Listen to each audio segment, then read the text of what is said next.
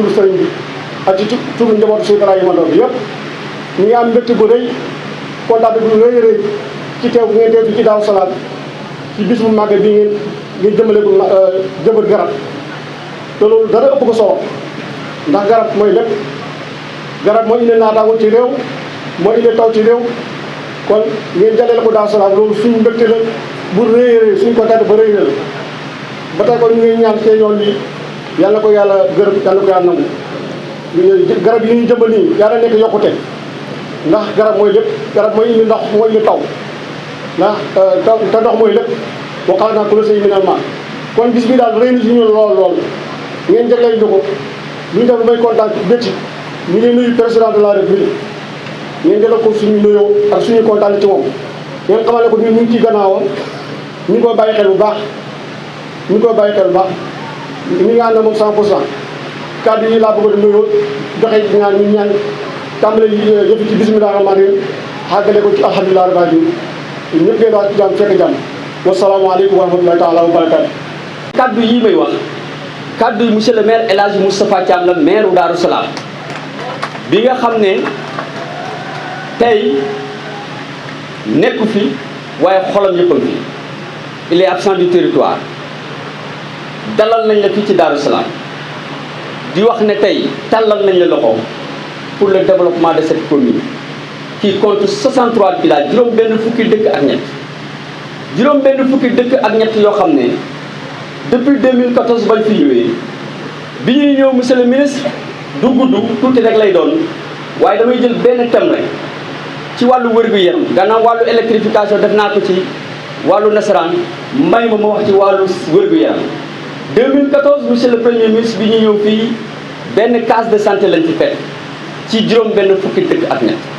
avec l'effort du maire aujourd'hui nous avons 2 postes de santé et 5 cases de santé améliorées où on a des plateaux techniques relevés et des agents recrutés par le maire Moustapha Thiam. 3 ambulances mises à leur disposition. C'est la raison pour laquelle ñu ngi ñëw di ñaan une ambulance médicalisée parce que dëkk bi dëkk diina la ku wax Daaru Salaam wax Touba Saloum ku wax Daaru Salaam wax Daaru Bayla ku wax Daaru Salaam wax Fass El Hadj Katim ku wax Daaru Salaam wax et cetera et cetera et cetera donc loolu bëggoon naa ko wax naa ko ñu la koy ñaan di la tàllal loxo ci loolu di wax rek ne dëkk bi di Daaru Salaam tey dañu wax ne thème bi nañu samp garab waaye bu ñu ko sampee ba mu sax pour mu développer wu pour mu màgg pour ñu aar ko du secteur eaux et forêts rek waaye responsabilité communauté yi daje ko monsieur le ministre de l'environnement et de la transition écologique ñu di la gërëm bu baax ci choix bi nga def impliquer les communautés et les collectivités locales ngeen xam ne yéen ñi daje fii tey bu leen xaar ci ministre mu dina wax samp leen garab aar leen garab ndax garab dafa bokk ci dundu doomu aadama kon garab yi nga xam ne tànn nañ ko muy nette suñu mbokk tukulóor yi bëgg ko lool muy nebedaay suñu mbokk tukulóor yi bëgg ko lool muy garab yu am njëriñ yoo xam ne dafay faj te laaxu nette mag ñi dañ ko doon lekk moo taxoon ñu wër kon sant nañ la bu baax di la gërëm bu baax di wax na rek tàllal nañ la loxo lii may wax maa ngi koy wax ci turu monsieur le maire El Hadji Moustapha Thiam di gërëm bu baax di sant di leen wax ne képp ku fi ñëw yal na ñëw ci jàmm lépp lu ñu fi def yal na ko yàlla gërëm yal na ko yàlla barkeel ci daraja rasulullah on vous remercie di leen woote aimable attention. alhamdulillah wasalaatu wasalaamu ala mawlana rasulillah. Excellence, Monsieur le Premier ministre, Monsieur le ministre de l'Environnement et de la Transition écologique, Madame, Monsieur les ministres, Monsieur le gouverneur de la région de Kaolack, Monsieur le préfet du département de Nioro-du-Rip, Madame, Monsieur les sous-préfets, honorables députés, Monsieur le maire de la commune de Darou Salam, Monsieur les maires,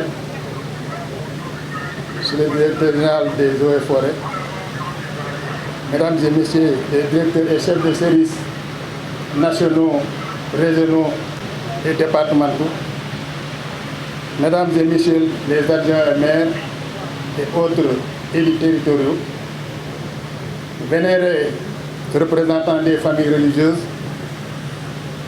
en particulier celui du marabout de Darou Salam,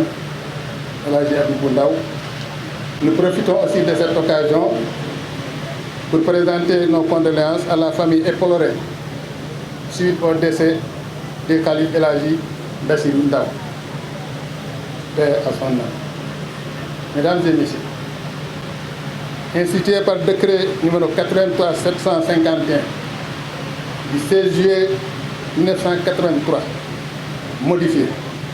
la journée nationale de l'arbre qui nous réunit aujourd'hui à Darou Salam, fief du vénéré El Hadji Omar Ndaw, revêt un caractère symbolique. Nous nous réjouissons du choix porté sur le département de Nioro-du-Rip pour le lancement de cette campagne et exprimons à cet effet notre profonde gratitude à Monsieur le Président de la République et à vous-même, Monsieur le Premier ministre. Mesdames et Messieurs, très chère population du département de Nioro-du-Rip, il est de la responsabilité pleine et entière pour nous d'ancrer la culture de reboisement dans nos habitudes citoyennes. L'arbre a une place importante dans notre société et plus particulièrement en milieu rural. Cette édition nous appelle à une action collective, car chaque arbre planté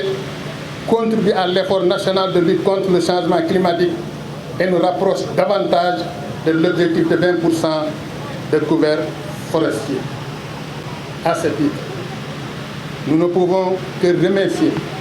le service des eaux et forêts du département qui, malgré son effectif réduit et ses moyens limités, abat un travail remarquable en la matière. Rien qu'en 2025, le bilan de la campagne de reboisement du département s'élevait à 16 994 plants en eucalyptus, 70 032 haies vives, 113 685 en plantations d'enrichissement pour les mises en défense.